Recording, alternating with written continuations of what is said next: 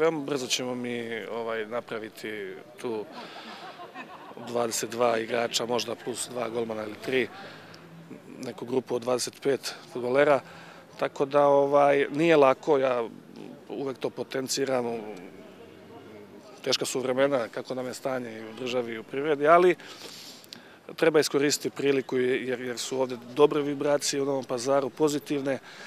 Treba iskoristiti možda ovo proleće i adekvatno se pojačati pa i napasti to 4. mesto. Prioritet je štoper.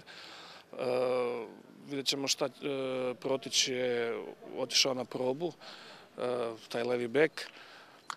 Tako da idealno bi bilo kad bismo mogli imati na svakoj poziciji po 2 približno dobra igrača pa da bude dobra konkurencija.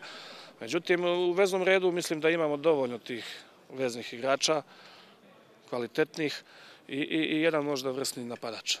Mi smo konačno izašli iz dugogodišnjeg minusa, mi imamo pozitivan bilans na našem računu kluba.